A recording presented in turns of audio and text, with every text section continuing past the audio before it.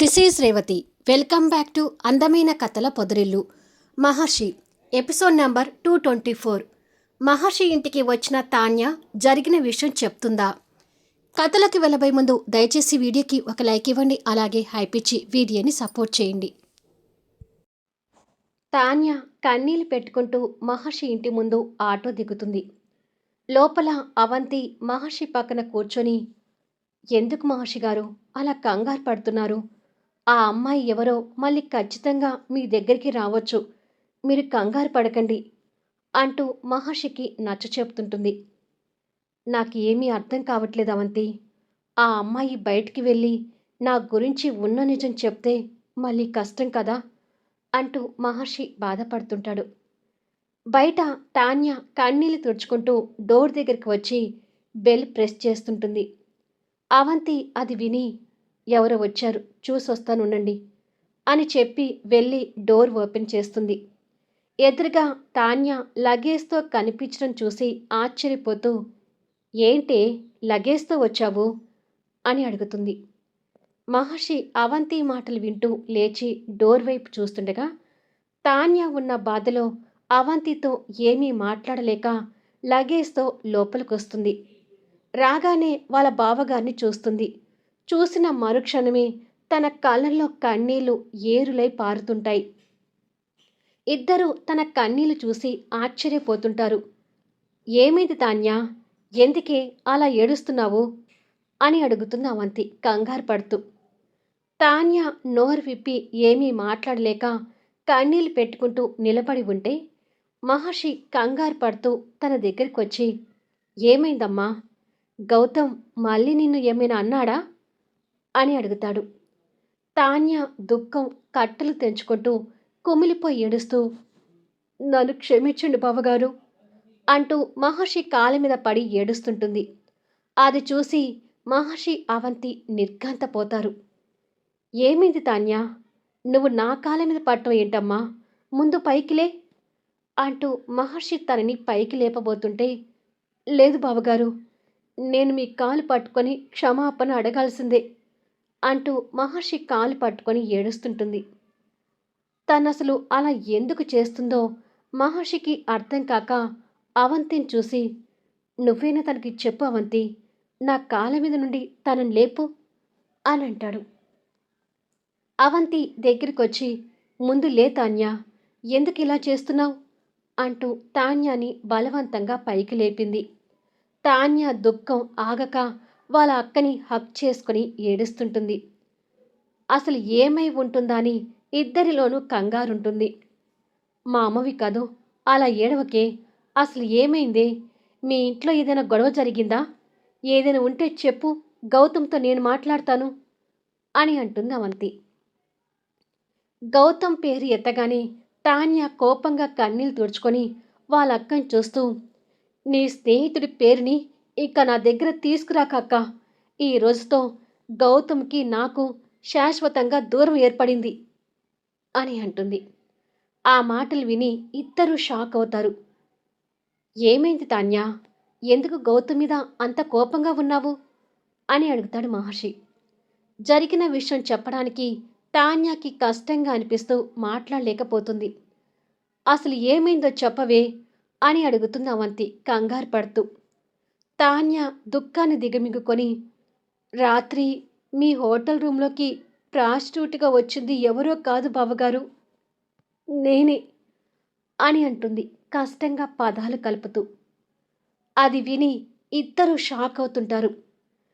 మీరు షాక్ అయినా ఇదే నిజం బావగారు, రాత్రి మీ రూములో ఉంది నేనే అని తాన్య మళ్ళీ చెప్తుంది. మహర్షి అది విని రూమ్లో తనకి మొహం చూపించకుండా అటుగా నిలబడి ఉండటం మహర్షికి అంతా గుర్తొస్తూ అయోమయంలో పడుతుంటాడు. ఏంటి నువ్వనేది, నువ్వు హోటల్ రూమ్కి వెళ్ళడం ఏంటి అని అడుగుతుంది అవంతి. నీ స్నేహితుడి పుణ్యాన నేను అలా వెళ్ళక తప్పలేదక్కా అని అంటుంది. అసలు ఏం జరిగింది తాన్యా, నువ్వు రూమ్లోకి రావడం ఏంటి, అలా ఎందుకు వచ్చావు అని అడుగుతాడు మహర్షి తన బాధని గమనిస్తూ. గౌతమ్ ఫ్యామిలీ మెంబర్స్ కారణంగా మిమ్మల్ని అనుమానిస్తూ వచ్చాను బావగారు అని మనసు చంపుకొని చెప్తుంది. మరదలు అనుమానించింది అనగానే మహర్షి హృదయం బాధగా మారిపోతుంది. మిమ్మల్ని అనుమానించడం ఎంత పెద్ద పొరపాటో నేను మీ దగ్గరికి వచ్చాకే తెలిసింది అంటూ జరిగిన విషయాలని చెప్తుంది. మహర్షి అంతా విని బాధపడుతూ, నువ్వలా వస్తావని అసలు ఎక్స్‌పెక్ట్ చేయలేదు తాన్యా అని అంటాడు. నన్ను క్షమించండి బావగారు. నేనలా రాకుండా ఉండాల్సింది. కానీ రావటం కూడా ఒక అంతకు మంచే జరిగిందనుకోవాలి. నేనలా వచ్చి వాళ్ళకి లైవ్‌లో మీరేంటో చూపించాకనే వాళ్ళ కళ్ళకి ఉన్న పొరలు తొలగిపోయాయి అని అంటుంది. అంటే ఇప్పుడు నా గురించి వాళ్ళందరికీ తెలిసిపోయినట్టే కదా! అలా తెలిస్తే నా గురించి బయటికి కూడా చెప్తారేమో తాన్యా అని అంటాడు మహర్షి కంగారు పడుతూ. అవును తాన్యా, మహర్షి గారు ఏంటో బయటకు తెలియవద్దనుకుంటున్నాము అని అంటుంది అవంతి. లేదు, వాళ్ళందరూ మిమ్మల్ని అనుమానించినందుకు అందరూ కూడా ఇప్పుడు పశ్చాత్తాపంతో ఉన్నారని తెలుస్తుంది బావగారు. పైగా మా బావగారు ఏ కారణం చేత ఇదంతా చేస్తున్నారో తెలియదు కానీ దయచేసి మీరు ఈ విషయాన్ని మాత్రం బయటికి లీక్ చేయకండి అని వాళ్ళకి రిక్వెస్ట్ చేశాను. మీకు ఆ భయం అక్కర్లేదు. వాళ్ళు ఎవరికీ చెప్పర్లేండి అని అంటుంది. ఏమైనా తాన్య అలా రావడం తెలిసి మహర్షి మనసు భారంగా మారిపోతుంది. ప్లీజ్ బావగారు, నేను అలా రావటం మీ వరకు తప్పు అని నాకు తెలుసు. కానీ నా పరిస్థితి అలాంటిది. నన్ను కొంచెం అర్థం చేసుకొని నన్ను క్షమించండి బావగారు అంటూ కన్నీళ్లు పెట్టుకుంటూ రెండు చేతులు జోడిస్తుంది. మనలో మనకి క్షమాపణలు ఏంటి తాన్యా? నువ్వు హోటల్ రూమ్ వరకు వచ్చావు అంటే నిజంగానే నీ పరిస్థితి ఎలా ఉండి ఉంటుందో నేను అర్థం చేసుకోగలను. సరేలే, ఇక బాధపడకు. క్షమించమని నన్ను అడగాల్సిన అవసరమే లేదు అని అంటాడు తాన్యాని అర్థం చేసుకుంటూ. థ్యాంక్ యూ బావగారు, థ్యాంక్ యూ సో మచ్ అని అంటుంది పెద్ద భారాన్ని దింపుకున్నట్టుగా అనిపిస్తూ. 2 రోజుల నుంచి ఇంత గొడవ జరుగుతుంటే మరి నాకెందుకు చెప్పలేదు తాన్యా అని అడుగుతున్న అవంతి. నేను మొన్నొచ్చింది ఈ విషయాల గురించి బావగారిని నిలదీద్దామని వచ్చానక్క. కానీ మీ ఇద్దరి మధ్య ఉన్న బాండింగ్ని చూసి ఏమీ మాట్లాడలేక మౌనంగా వెళ్ళిపోయాను. అలా వచ్చానని నీ స్నేహితుడు నా మీద కోపం తెచ్చుకొని 2 రోజుల్లో నిన్ను బావగారి నుంచి విడదీసి తీసుకురాలేకపోతే నాకు విడాకులు ఇస్తానని హెచ్చరించాడు. ఫైనల్గా నేనే గౌతమ్కి విడాకులు ఇస్తానని చెప్పి వచ్చాను. ఇక గౌతమ్కి నాకు ఎలాంటి సంబంధం లేదక్కా అని అంటుంది కోపంతో. తాన్యా మాటలు వింటున్న మహర్షికి అవంతికి గందరగోళంగా అనిపిస్తూ ఉంటుంది. తొందరపాటు మంచిది కాదు తాన్యా. మీరు విడాకులు తీసుకోవడం ఏంటే? గౌతంలో తొందరతనం ఉందనే మాటే కానీ నిజానికి గౌతమ్ చాలా మంచివాడు అని అంటుంది అవంతి. ప్లీజ్ అక్క, ఒక స్నేహితుడిగా అతను నీకు గొప్పేమో కానీ భర్తగా నాకు గొప్ప కాదు. నా ముందు నీ స్నేహితుని వెనకేసుకుని రాకు. I hate him. ఇక అతనికి నాకు కుదరదు అని తెగేసి చెప్తుంది. తన మాటలకు అవంతి కంగారు పడుతూ నేను చెప్పేది వినవే అని బతిమలాడబోతుంటే అవంతి, అసలు ఈ 2 రోజుల నుంచి తను ఏం తిన్నదో ఏమో, ముందు వెళ్ళి తనకేమైనా తినడానికి పెట్టు అని అంటాడు. ఇప్పుడు నాకేమీ వద్దు బావగారు, నాకు కాసేపు ఒంటరిగా ఉండాలని ఉంది అని అంటుంది. సరే తాన్యా, వెళ్ళి రెస్ట్ తీసుకో అంటాడు మహర్షి. తాన్య తన బ్యాగ్ తీసుకుని పైకి వెళ్ళిపోతుంది. ఏంటి మహర్షి గారు ఇలా జరిగింది? ఇది విడాకులు అంటుంటే నాకంత కంగారుగా ఉంది అంటుంది అవంతి. తాన్య ఇప్పుడు గౌతమ్ మీద ఆవేశంతో ఉంది అవంతి. తనకి నిదానంగా చెప్పొచ్చు కానీ తనని ఇప్పుడు అసలు కదిలించకు అంటాడు మహర్షి. సరే మహర్షి గారు అని అంటుంది అవంతి. మహర్షి ఫోన్ రింగ్ అవుతుంటే పాకెట్లో నుంచి తీసి చూశాడు. అది గౌతమ్ నుండి వస్తున్న కాల్. గౌతమ్ ఫోన్ చేస్తున్నాడు అవంతి అని చెప్పి ఫోన్ లిఫ్ట్ చేసి హలో అని అంటాడు. రూమ్లో ఒంటరిగా ఉన్న గౌతమ్కి మహర్షి గొంతు వినడానికి కూడా గిల్టీగా అనిపిస్తూ బాధపడుతుంటాడు. గౌతమ్ మీద కాస్త కోపంతో ఉన్న మహర్షి హలో అని ఈసారి ఇంకాస్త గట్టిగా అంటాడు. మీరు కోపం తెచ్చుకోకండి, నిదానంగా మాట్లాడండి అంటుంది అవంతి మహర్షి కోపాన్ని గ్రహించి. హలో మహర్షి, నేను గౌతముని అని అంటాడు తడబడుతూ. అది తెలుస్తూనే ఉంది. నాకెందుకు ఫోన్ చేశావో ముందు అది చెప్పు అని అంటాడు సీరియస్ టోన్తో. అది తాన్య మీ ఇంటికి వచ్చిందా అని అడుగుతాడు క్లారిఫై చేసుకోవడం కోసం. విడాకులు ఇవ్వాలనుకున్న పెళ్ళాం గురించి ఇంకా నీకెందుకు అని అడుగుతాడు మహర్షి. అంటే నీ మాటలు బట్టి తాన్య అక్కడికి వచ్చిందా, లేకపోతే ఫోన్ చేసి చెప్పిందా అని అడుగుతాడు గౌతమ్ తడబడుతూనే. వచ్చింది, తను మా ఇంట్లోనే ఉంది అని అంటాడు గంభీరత్వంతో. తను క్షేమంగా అక్కడికి చేరుకుందని వినేసరికి గౌతమ్ మనసు కొంచెం కుదుట పడుతుంది. ఇక ఉంటాను అని చెప్పి మహర్షి ఫోన్ పెట్టేయబోతుంటే, ఆగాగు, నన్ను కొంచెం మాట్లాడనివ్వు అని అంటాడు గౌతమ్. కాల్ కట్ చేయపోయిన మహర్షి అది విని, ఏంటో చెప్పు అని అంటాడు. నిన్నొకసారి బయట కలవాలనుకుంటున్నాను, బయటకు వస్తావా అని అడుగుతాడు. నాకు కూడా నేను డైరెక్ట్గా కలిసి 2 దులపాలనిపిస్తుంది. సరేరా, నేను కూడా ఇంటి నుంచి బయలుదేరుతాను అని అంటాడు మహర్షి.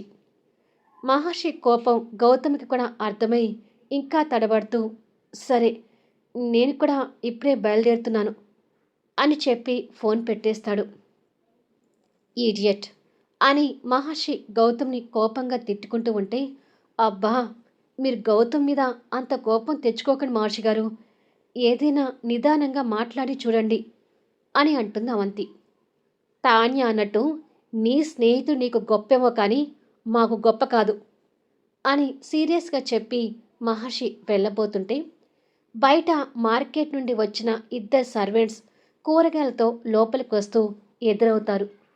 మహర్షి వాళ్ళని చూసి, ఇంకా నయం, తాన్య మాట్లాడేటప్పుడు వీళ్ళింట్లో లేరు అని అనుకొని బయటికి వెళ్ళిపోతాడు. అవంతి కూడా వాళ్ళని చూసి అది అనుకొని, తాన్య వచ్చింది, పైన రూమ్లో ఉంది, ముందు తనకి ఏదైనా తినడానికి తీసుకువెళ్ళి ఇవ్వండి అని అంటుంది అవంతి. అలాగే మేడం అనగానే అవంతి అక్కడి నుంచి వెళ్ళిపోతుంది. జయక్క, వీళ్ళ సంసారం గురించి మనకు అసలు బొత్తిగా అర్థం కావడం లేదు కదా. మహర్షి సార్ తిరిగిపోతువాడని మనం తాన్యా మేడంకి చెప్తే ఎలా ఉంటుంది అని అడుగుతుంది సర్వెంట్. పెద్దవాళ్ళ విషయాలు మనకెందుకే అంటుంది జయ. అది కాదక్క, మహర్షి సార్ గురించి అవంతి మేడంకి తెలిసినా కూడా ఒక్క మాట కూడా అనకుండా ఊరుకుంటుంది కదా. అక్కడ నాకు చాలా ఉక్రోషంగా ఉంది అని అంటుంది ఆ సర్వెంట్.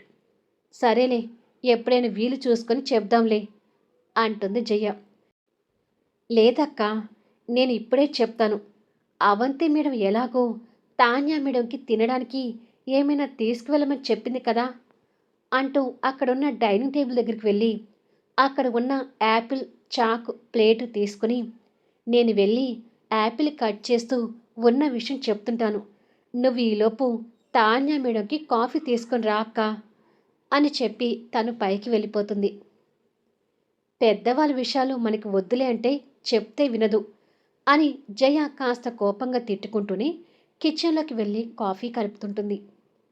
కొద్దిసేపటికి బెడ్ మీద బాధగా కూర్చున్న తాన్యాకి ఎదురుగా సర్వెంట్ నిలబడి యాపిల్ కట్ చేసి తన ముందున్న ప్లేట్లో పెట్టి, మీతో ఒక విషయం గురించి మాట్లాడాలి మేడం అని అంటుంది తను.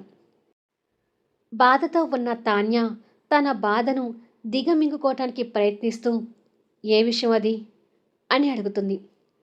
తను యాపిల్ కట్ చేసుకుంటూ, మీ బావగారు పచ్చి తిరుగుబోతు మేడం అని అంటుంది. అసలే కోపంగా ఉన్న తాన్య తన మాటలకి నరాలు చిట్టుతుంటాయి. మీ బావగారి బుద్ధి గురించి తెలియని మీరు మీ బావగారిని దేవుడు అనుకొని పొరపాటు చేస్తున్నారు. కానీ మీ బావగారు పగలు రాత్రి అనేది లేకుండా ఎప్పుడు పడితే అప్పుడు ఫోన్ రాగానే అమ్మాయిలతో వెళ్తుంటాడు అని చెప్తుండగా తాన్య ఆవేశంగా లేచి తన చేతిలో ఉన్న చాక్ అందుకొని, మా బావగారి గురించి తప్పుగా మాట్లాడావంటే చంపేస్తాను అంటూ తన మెడ మీద చాక్ పెడుతుంది. గొంతు మీద ఉన్న చాకుకే కాకుండా ఎరుపెక్కిన కళ్ళతో ఉన్న తాన్యాన్ని చూస్తున్న సర్వెంట్కి వణుకు పుడుతుంటుంది. సర్వెంట్వి సర్వెంట్లాగా ఉండకుండా మా బావగారిని పట్టుకొని నీ ఇష్టం వచ్చినట్టు వాగుతావా? అసలు ఈ ఇంటి విషయాల గురించి, ఈ ఇంటి మనుషుల గురించి నీకెందుకు అని అంటుంది. ఆ సర్వెంట్ నిలువెల్లా వణికిపోతూ, మీకు దండం పెడతాను మేడం, ఇంకెప్పుడు మీ విషయాల గురించి మాట్లాడను, నన్ను వదిలేయండి మేడం అంటూ వేడుకుంటుంది. జయ కాఫీ కప్పుతో అక్కడికి చేరుకొని అది చూసి కంగారు పడుతూ కాఫీ కప్ అక్కడ పెట్టి, అవంతి మేడం అంటూ వచ్చిన దారిన పరిగెత్తుతుంది. చెప్పు, ఇంకొకసారి మా బావగారి విషయంలో జోక్యం చేసుకుంటావా అంటూ తాన్య తన గొంతు కింద కత్తి పెట్టి బెదిరించటం అక్కడికి వచ్చిన అవంతికి జయకి కనిపిస్తుంది.